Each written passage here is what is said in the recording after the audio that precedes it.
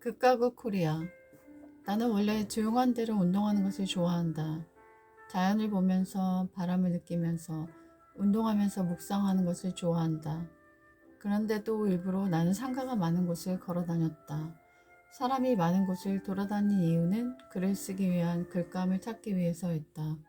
고깃집과 술집에는 사람들이 가득했다. 그리고 고기 굽는 연기 냄새가 가득했다. 덩치가 좋은 사람들이 왁자지껄하게 모여 술을 마시고 얘기를 하며 웃고 있었다. 사람들은 하나같이 행복해 보였고 즐거워 보였다. 나는 다이어트 때문에 저녁을 안 먹어서인지 몹시 배가 고팠고 주변에는 어떤 파지 줍고 계시는 할머니 한 분이 계셨다. 할머니는 매우 체격이 왜소했고 앙상한 몸을 가지고 있었다. 하지만 그녀가 끄는 술에는 굉장히 무거워 보였고 많은 파지를 담고 있었다. 부유해 보이고 건강해 보이는 젊은이들과 앙상하게 마른 체격에 가난해 보이는 노인들, 이런 극과 극 한국을 나는 늘 보고 느끼고 있다. 한 장면 안에 한 사람은 너무나 부유하고 잘 먹고 행복하고 한 사람은 너무 가난하고 배고프고 지쳐있는 모습을 본다는 것이 당연한 걸까? 내가 열심히 일해서 이룬 부를 내가 누리겠다는데 그게 무엇이 잘못됐단 말인가? 라고 말할 수도 있을지 모른다. 하지만 다른 그들이 가난하고 배고픈 상황에 떨어진 것이 그들이 열심히 일하지 않고 노력하지 않았기 때문에 처해진 환경이란 말인가? 한 사회학자가 구조적 가난의 환경에 처한 사람이 한 달 내내 열심히 일해봤지만 가난을 극복하지 못한다는 연구 보고서를 낸 적이 있다. 우리는 불공정하고 극단적인 모순이 있는 이 환경을 그냥 모른 채 해서는 안 된다. 그래야만 하는 이유는 그것이 인간으로서 가져야 할 양심이고 극단적 어려움에 처한 사람들이 폭력화되는 것을 막을 수 있는 길이기 때문이다. 칼부림 사건이 느는 이유는 도저히 가난과 왕따 등의 정서적 어려움으로 운동적 외톨이로 전락한 사람들이 도저히 자기 힘으로 위기를 극복하지 못해 분노를 폭력적으로 보이는 것이다. 미국은 치안이 무너졌고 총으로 사람들을 죽이고 절도범들이 상점을 털어가는 것을 보고 난다. 미국은 관계 중 최소 한 명은 총으로 죽은 사람이 있을 정도로 총기 사망자가 많고 걸어다닐 때로 긴장한다고 한다. 이것이 과연 그 나라만의 이야기일까? 극과 극 코리아를 도외시하지 않는 것이 이 나라가 공멸하는 것을 막을 수 있는 유일한 길이다.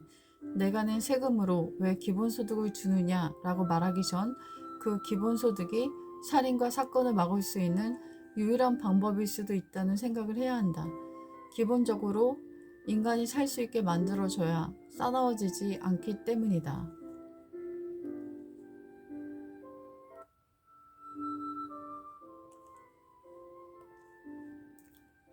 아이고 아이고. 운동을 하는데 많은 사람들이 모여 웅성웅성하고 있다. 한 할머니가 차가운 길바닥에 누워서 아이고 아이고 하고 신음을 하고 있었다.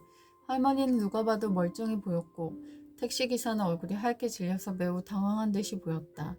거기 모여있는 사람들이 얘기하는 소리가 들렸다. 할머니가 아프지 않은데 아픈 것처럼 얘기하고 있다고 말하는 것 같았다. 여기 길은 하루에도 12번 지나다니는 곳인데 라고 얘기하면서 할머니가 누워있는 것이 이상하다는 듯이 말하고 있었다. 멀쩡한 할머니는 아픈 것처럼 아이고 아이고 라는 소리를 계속해서 내었다. 119 구조대가 왔고 할머니를 실은 것 같다. 주변에 있던 사람들은 119가 가라는 병원을 가지 지정 병원까지 말하며 간 할머니가 대단하다는 듯이 얘기하고 있었다. 가벼운 접촉사고로 한몫 챙기려는 듯 행동하는 할머니 행동을 보면서 많은 생각이 지나갔다. 내 학생도 자전거랑 할머니랑 살짝 부딪혔는데 할머니가 누워버려서 90만 원을 물어줬다고 했다. 초등학생을 뜯어가는 할머니에게 참 기가 찬 비정한 감정이 느껴졌다. 밤 늦은 시간까지 택시를 몰며 생계를 위해 열심히 일하는 가장의 한숨을 보았다. 너무나 마음이 안타까웠다. 거짓과 사기는 윗사람들에게서부터 아래까지 세상 전반적으로 만연되어 있는 것 같다. 잎새에는 바람에도 괴라있더던 시인의 순수한 양심을 생각해본다. 당신과 같이 되고 싶습니다. 난 의미 있고 깊이 있는 메시지가 담긴 영상을 보는 걸 좋아한다. 오늘 난 사랑 수업이라는 영상을 보았는데 노 부부가 어떻게 화목하게 평생을 동행하는지를 보여줬다. 온유하고 겸손한 아내, 재치가 넘치고 유머 감각이 뛰어난 남편의 동행이 정말 아름다웠다. 그들의 말은 받아 적고 싶을 만큼 너무 아름다웠는데 특히 아내가 했던 말이 매우 인상적이었다. 그와 있을 때 나는 무엇이 되려고 할 필요가 없었어요. 그냥 내 있는 모습 그대로 있을 수 있었는데 그것이 나에게 굉장한 편안함과 기쁨을 주었습니다. 남편이 해줬던 말도 매우 인상적이었다. 그는 이렇게 말했다. 그녀는 때때로 땅 아래로 내려갑니다. 나는 그녀가 땅 위로 올라갈 수 있도록 사다리를 줍니다. 그리고 저도 가끔은 땅 아래로 내려가서 춤을 추곤 하죠.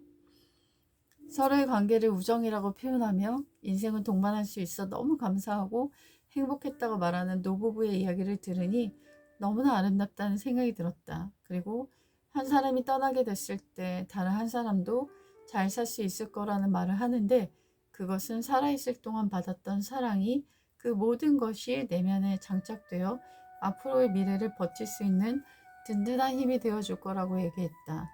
두 사람이 산책할 때 뒤에서 따라오는 젊은 분들이 가끔 이런 말을 한다고 한다. 우리가 나이 들어서 당신과 같은 사람들이 되고 싶습니다. 그런 말을 들었을 때 이 나이 든 커플은 이렇게 대답한다고 한다. 꼭 그렇게 되셨으면 좋겠어요. 나이가 들면서 약해지고 무능해지는 건 사실이지만 더 행복해진다고 말하는 이 나이 든 커플을 보면서 매우 깊이 있는 지혜와 연륜을 느꼈다. 그리고 나도 그렇게 말해본다. 당신들과 같이 되고 싶습니다. 이 영상은 러브 레슨스라고 검색하시면 보실 수 있어요. 아수라장이 된 누군가의 결혼식. 이라크의 한 결혼식장에서 불이 나서 114명의 사람이 죽었다. 그 누구도 인생의 가장 행복한 날이 인생에서 가장 참혹한 날로 바뀔 줄은 상상도 하지 못했을 것이다. 그 끔찍한 장소에서 겨우 살아남은 사진사가 보여준 동영상을 보니 너무나 마음이 아팠다. 그는 살아남을 수 있었지만 거기에서 죽은 사람들을 볼 때 너무 마음 아파했다. 미래를 알 수 있다면 대부를 알 수 있었을 텐데 그 누구도 미래를 알 수 있는 사람은 단 한 명도 없다. 나는 그 엄청난 희생을 보면서 인생의 덧없음을 생각하게 되었다. 지금 많은 고통 속에 살고 있는 사람도 있을 것이고 질병 속에 있는 사람들도 있을 것이며 끝없는 고통과 환란 속에 괴로워하고 있는 사람들도 있을 것이다. 하지만 모든 고통도 지나간다. 그리고 그 고통이 변해 즐거운 일이 될 수도 있다. 지금 엄청난 고통 속에서 괴로워하고 있는 사람도 있을 것이다. 하지만 그 고통 속에 희망의 바람은 불 것이며 아름다운 소망의 별도 떠오를 것이다. 그렇기 때문에 인내하라. 그리고 밝은 날을 맞이할 것을 기대하라. 그리고 지금 너무 행복한 삶을 살고 있다면 그것이 영원한 지속될 거라고 생각하면 안 된다. 절대적 행복도 절대적 불행도 없기 때문이다.